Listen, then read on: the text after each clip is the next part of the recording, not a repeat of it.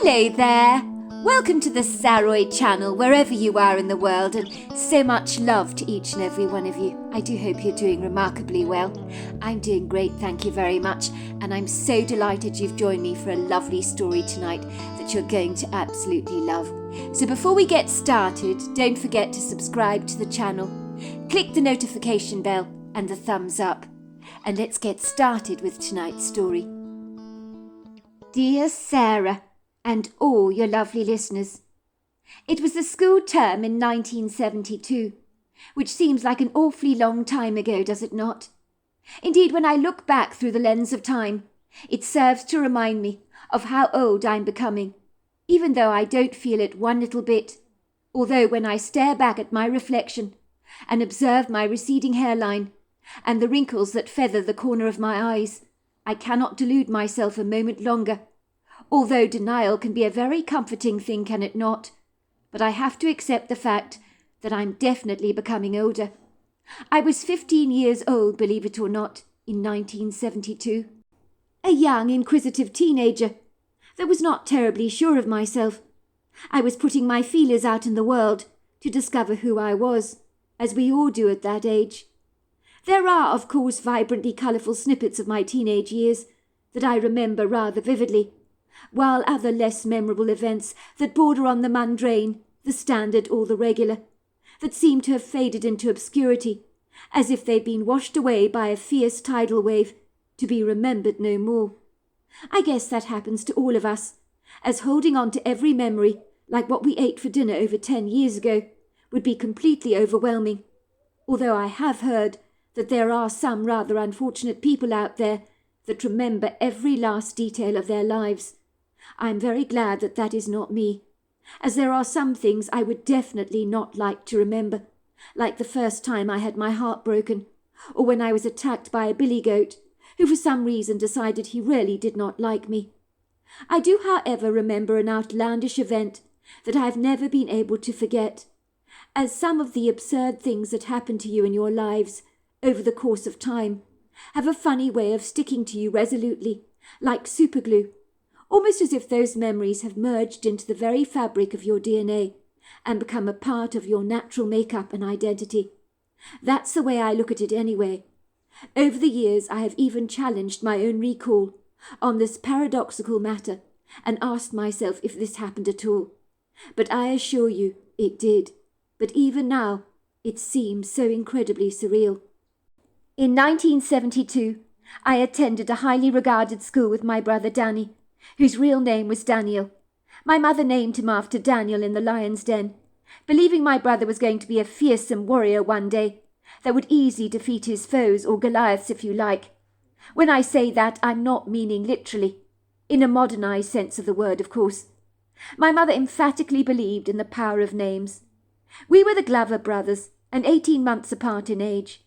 We got on reasonably well, although Danny at that stage of his life had an intense side to his character which I never really liked. He could blow a short fuse very easily if you rubbed him up the wrong way. When I say intense, that's exactly what I mean.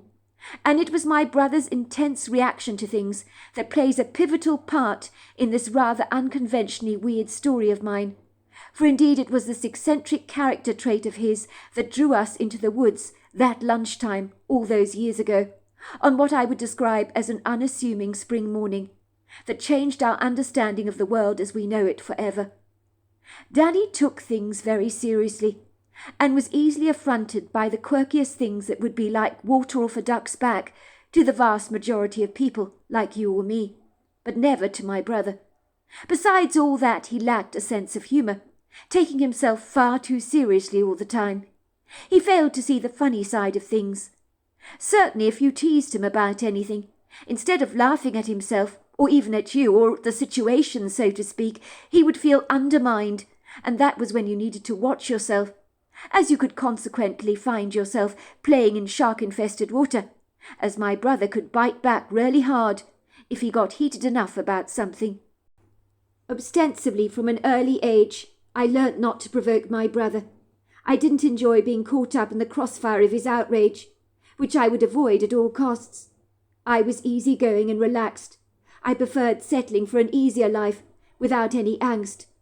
I'm afraid to say Danny would get offended by the silliest, most trivial, irrelevant things that really were no big deal at all.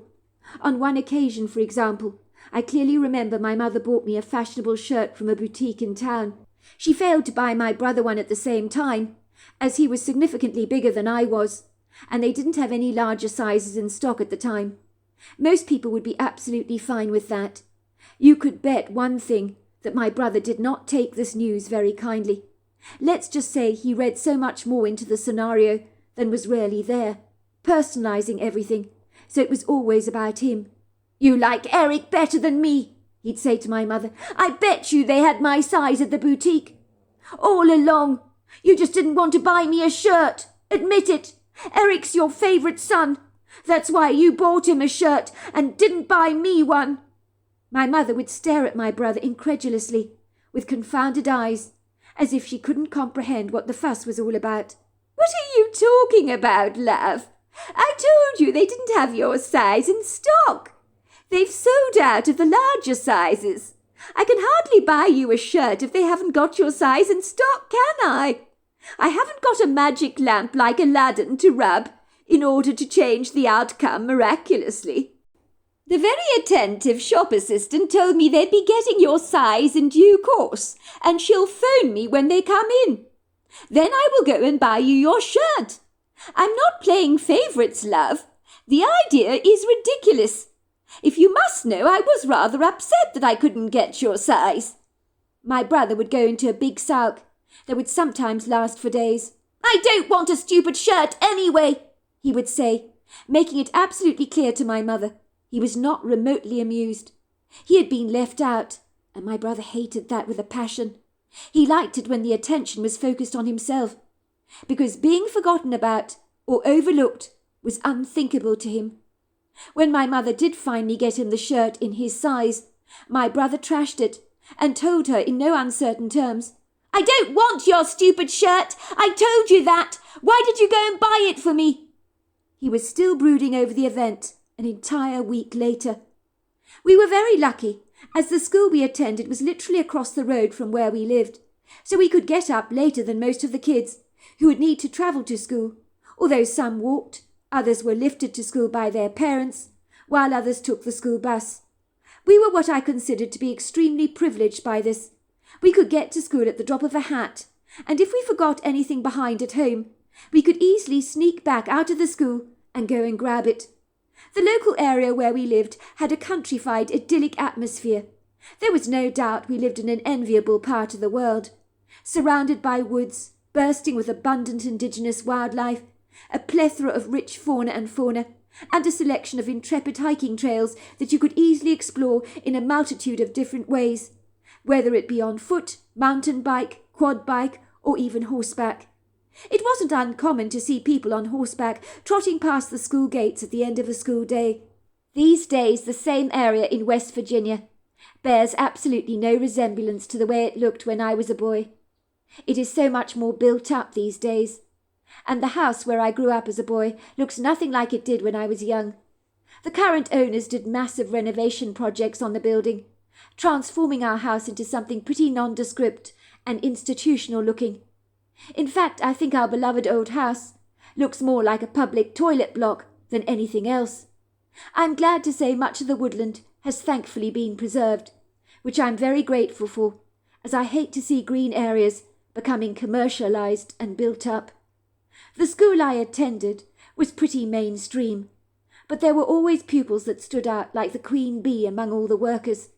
In my brother's class at school, a young 16-year-old teenager by the name of Lucas Fairweather was turning heads among parents, teachers, and of course students.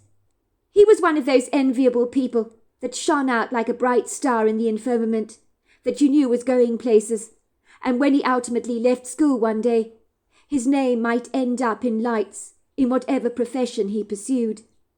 I do know he was a great student and a star athlete. He was the kind of 16-year-old teenager that any parent would be absolutely delighted to call their son. He excelled at absolutely everything, sailing through his grades as seamlessly as a boat over smooth, untroubled waters. I always used to think it was very apt that Lucas's surname was Fairweather, because everything went well if Lucas was on your team. And if you were to select someone to help you have a fighting chance of winning in sports or class quizzes, you would select Lucas every time to be on your team. Unless you were a fool, of course. I think every girl in the school, if interested in boys, that is, would likely have wanted to date Lucas, if given the chance. If I'd been a girl, and I was that way inclined, I'd have wanted to date him myself, as he had absolutely everything going for him.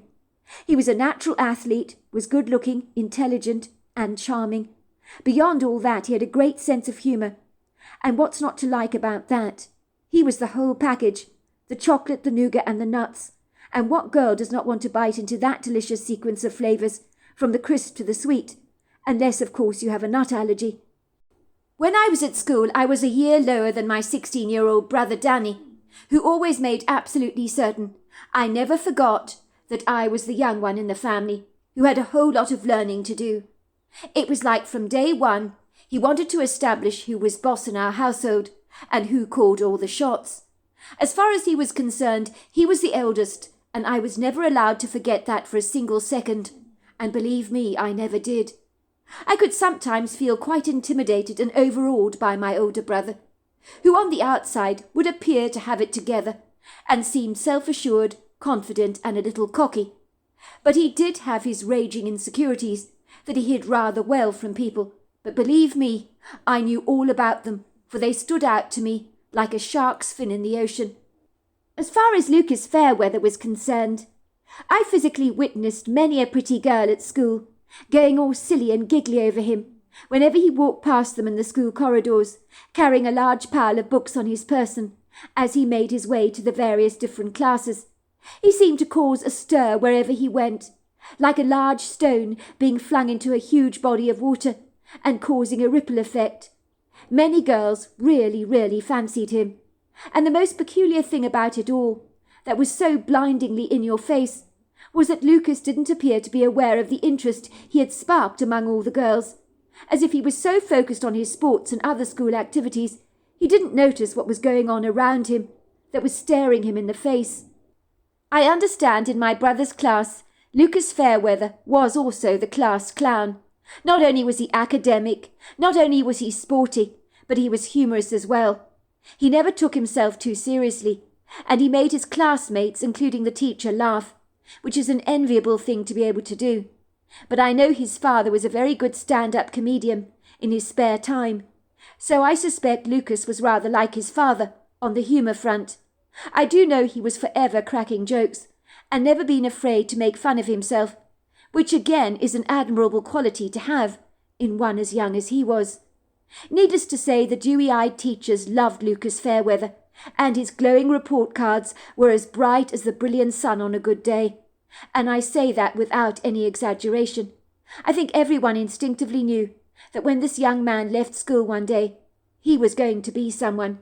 He'd be the kind of person that would one day become an astronaut, or a sports star, or something impressive like that. He just stood out like the king on a chessboard in a very good way.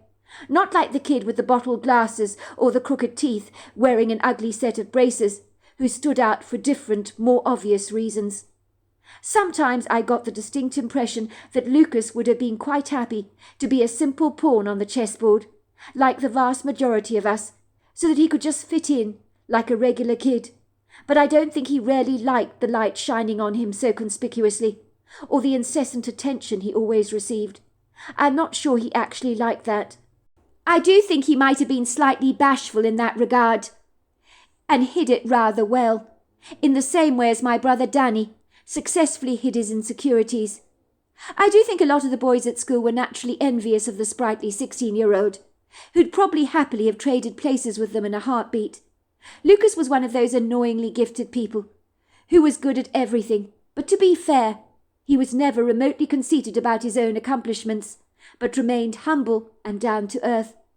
There was, of course, one person that hated Lucas Fairweather with a burning passion, and I'm afraid to say that was my own brother Danny.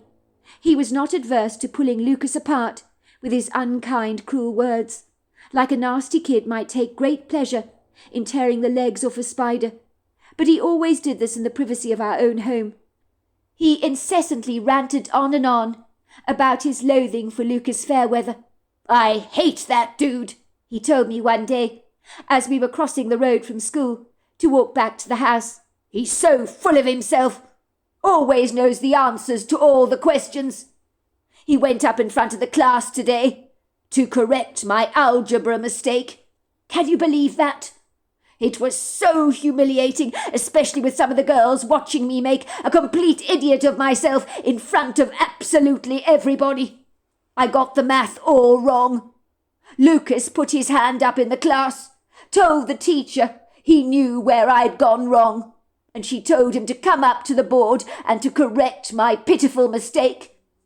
"Who was teaching math?" I asked. "Mrs. Bundle, you know, the one with the blue rinse hair and the pink glasses. I'm telling you, that woman loves Lucas to bits. You can see it in her eyes." "Yes, I know the one you mean." Well, the silly woman was practically purring at Lucas like a contented Cheshire cat, looking at him as if he was her favourite scoop of ice cream that she wanted to eat very slowly to savour the flavour, if you know what I mean. In her saccharine, sweet treacle voice, she said to him, "Do you get it, Danny? Do you know where you went wrong? Did Lucas here not do a great job in explaining your mistake so eloquently to you?"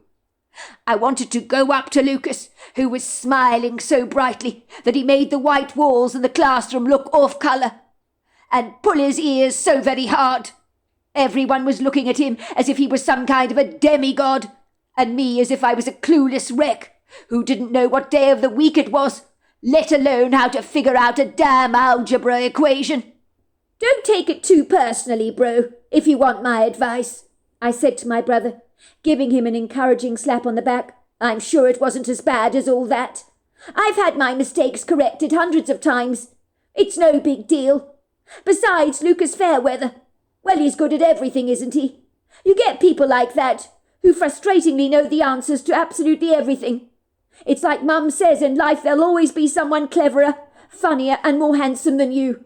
And that's the way the cookie crumbles. It is what it is." "Well, Lucas knows it, doesn't he, bro? And that's the problem," said my brother, pulling a furious face. "I think he knows every single girl in our class fancies him rotten, and I hate that about him." "I don't agree with you there," I said. "And even if it is true, why should you care if everybody fancies him? Lucas doesn't even have a girlfriend, so he's not interested in dating, is he?" "What are you saying? That he's not straight?" said my brother, raising a brow. "You're wrong there, Eric. Lucas is so straight he'd make a pencil look crooked." "I never said he wasn't, bro. He's just passionate about sports and stuff like that. He's probably too preoccupied to have a girlfriend. He's absorbed with his life, isn't he?" "Well, whatever. That prideful loser, he needs taking down a peg or two, don't you think? Showing me up in class like that today was demoralizing. I'm not going to sit back and take that kindly. I'd like to wipe that silly little smile off his smug face and see him squirm like a cockroach crushed beneath my boot. I'd like to squash him so damn hard, see all the gunk coming out of him, and then I wonder how good he'd feel about that." I watched my brother stamping the ground furiously, as if Lucas was beneath his boot in that moment. The move seemed to bring him a sense of satisfaction, almost as if he had exterminated Lucas Fairweather for good, by the mere gesture. "Oh my God! You're jealous of Lucas, aren't you?" I told my brother with a muted laugh. "It's as plain as day. I knew it. Look at you, you've gone all red in the face," I said, pointing at him. "Admit it. It's true." "Don't worry, everybody's envious of him. He's good at everything. All the girls like him, don't they? I can't say I blame them, really. He's good-looking, he's funny. But wanting to squash him under your boot, I'm sorry, but that's going too far, bro. You're overreacting. You need to cool down a bit. You're taking the incident in class far too seriously. Everybody's probably forgotten about it a long time ago. You're still harping on about it. I wouldn't let it worry me if I were you. For God's sake, bro, let it go, will you? You have no idea what it was like for me, Eric. Absolutely no idea." And I don't expect you to understand either, because you've always been very good at math. It was denigrating. All the girls in class were giggling when Lucas walked up to the blackboard to correct my mistake. They were looking at him with shiny puppy dog eyes and giving me pitiful looks, as if they felt sorry for me, because I was so dim, too dim to get the answer right. I wanted the ground to swallow me whole. I felt so humiliated, so ashamed, so small. You're mistaken, bro, I tried to assure my brother. Being good at math doesn't mean you're better than anybody else, does it? Besides, you're a sports star, aren't you? And that's got to count for something. Besides, I think you've got Lucas Fairweather completely wrong. Everyone genuinely likes him. He's cool. I don't think that Lucas is arrogant or opinionated as you suggest. That's why people like him so much, don't they? I'm sure he wasn't intentionally trying to chasten you during class.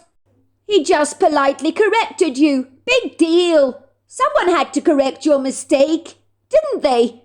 If it wasn't the teacher, it would have been somebody else, I suspect. To my surprise, my nonchalant, off-the-cuff comments provoked my brother to anger. He turned around and grabbed me by the collar. He began to shake me quite hard. "Say that again, Eric," he growled. "What did you just say? Go on. I dare you. Say it." I could see such a treacherous, brooding, dark look in my brother's eyes that for the first time in my young life it made me genuinely feel afraid of him, like a canary that's got caught in the cat's jaws and is desperate to escape and has to somehow persuade that cat to let him go, which is no easy feat, believe me. My heart began to flutter wildly in my chest. I frantically searched for the right words to appease my brother's indignance. Let's just say, if looks could kill, Danny was wearing that belligerently capricious look on his face. I didn't want one of his fists to go slamming into my head. Not again. Please, God, no. Not again. "What did you say, Eric?" he repeated. "You're not answering me, bro. Isn't it funny how you've suddenly gone very mute, when seconds ago you were running your mouth off like a car engine and appeared to have an opinion on absolutely everything? That's not true, bro. You know it's not true. I wasn't running my mouth off. I wasn't. I don't have an opinion on everything, as you say. I just told you you're overreacting to the incident you had in class. I don't believe it was a big deal. I'm sorry, but I don't. I also think it was mean to say you wanted to squash Lucas Fairweather under your boot. He's not a bad person. I thought you were implying that I was dim because of the math mistake I made in class, and because everybody was giggling at me. Then didn't you say something about my being jealous of Lucas Fairweather?" said my brother, glaring at me. "Of course I didn't say that," I lied. "I never implied for a second that you were dim. Where did you get that idea from?" My brother's anger subsided. I breathed a huge sigh of relief. I felt for a moment as if I'd been walking on eggshells. It was a sticky situation. "Just so you know, Eric, let's get one thing straight, shall we? Before you start filling your head with weird ideas. I'm not remotely jealous of Lucas Fairweather. Hear that? I'm not jealous of him." My brother snorted. "The guy's a loser, even if everybody else cannot see it plainly, because they're as blind as bats, aren't they? People are so beguiled by his charms that he turns on at the drop of a hat, like a switch in an electric socket. I know what he's really like. He's like an inflated beach ball that needs to be punctured to get rid of all that hot air inside of him. As I said, Eric, he needs taking down a peg or two, and you're the one that's going to help me do it.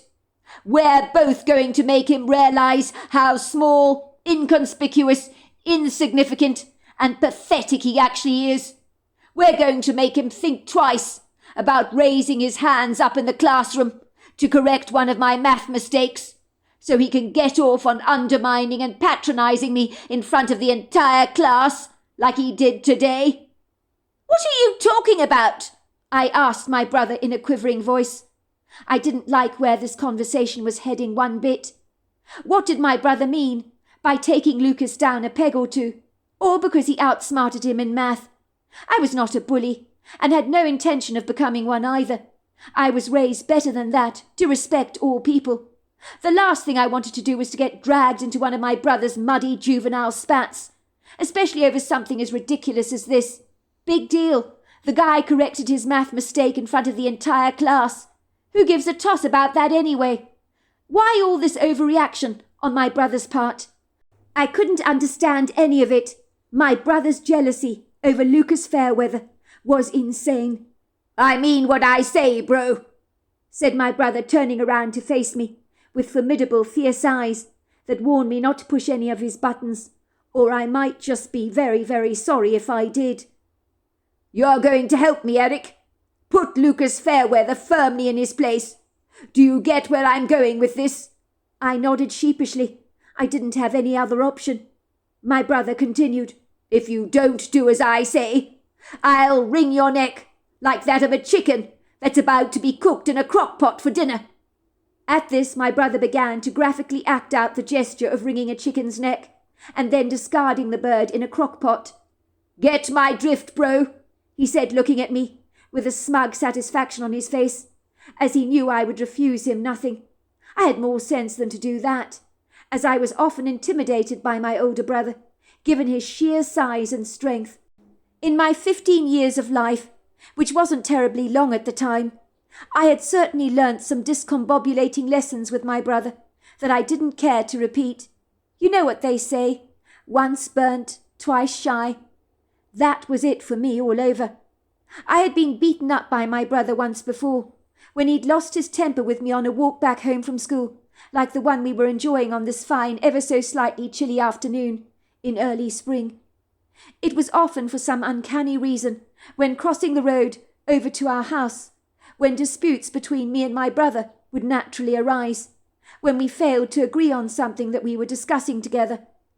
I was not such a wuss that I didn't stand up for myself from time to time.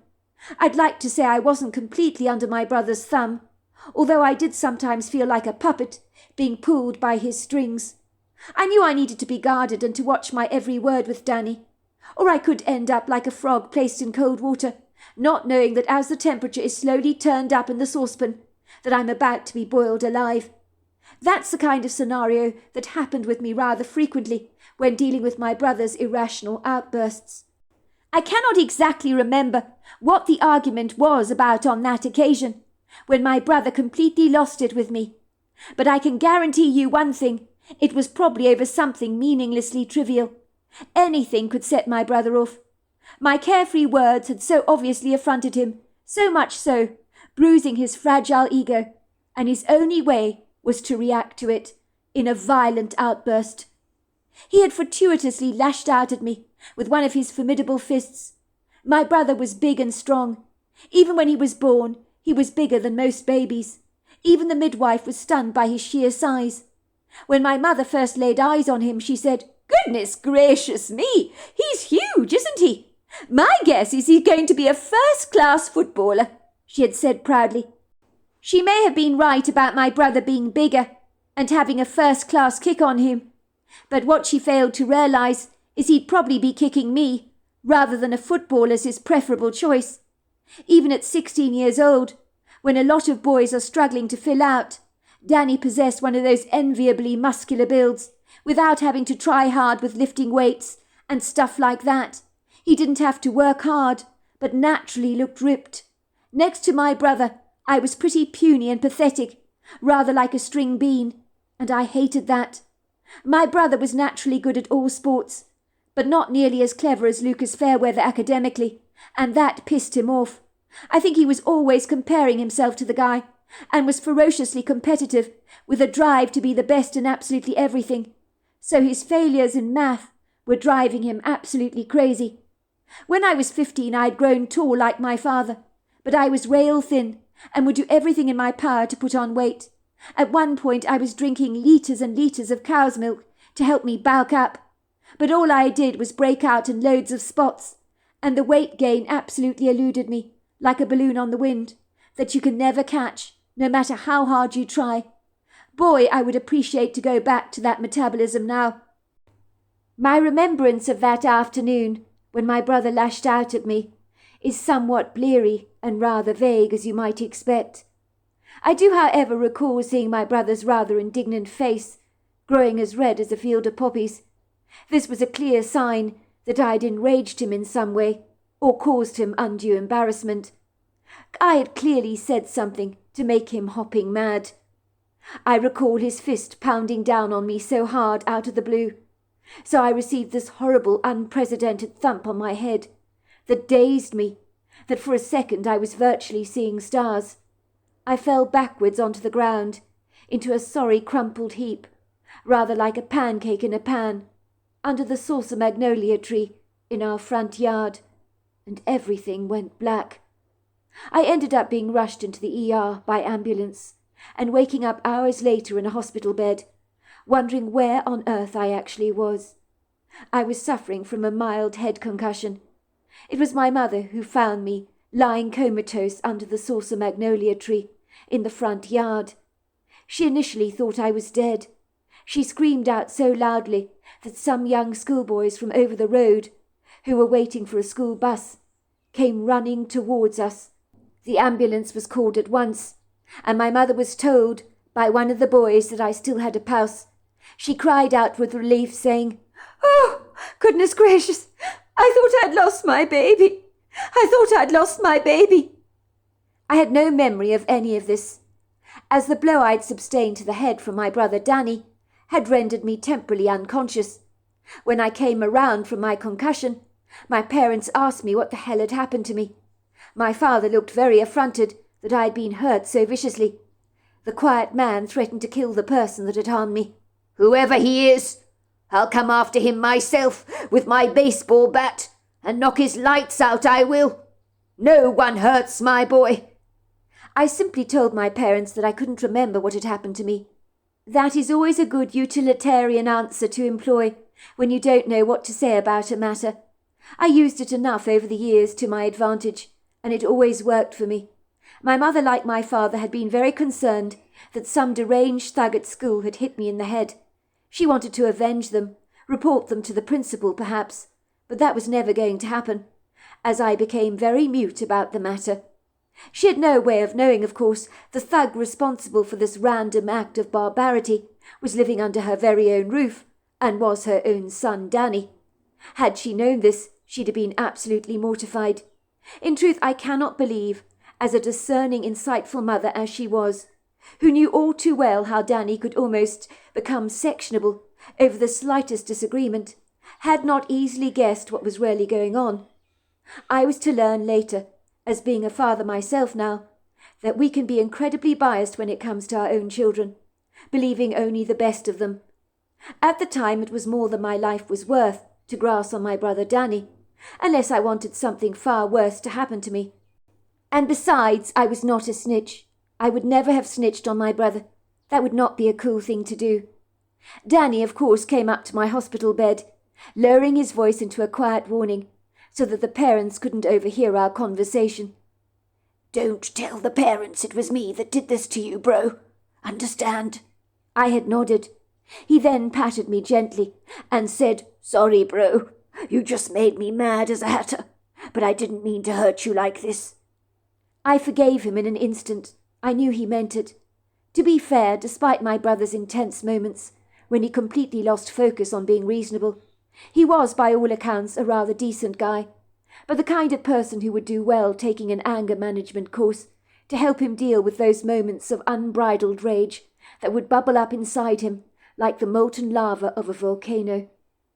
The memory of that unfortunate event flashed before me like a warning red light on this occasion, as we walked back from school together. It sounded a cautionary note in my head. Daniel glared at me intractably. I knew that whatever plans he had in store for poor Lucas Fairweather, to bring him down a peg or two, they were not going to be pretty. So there we are. That is the end of part 1. Part 2 is tomorrow night. I look forward to you joining me then. Until next time, goodbye and good night.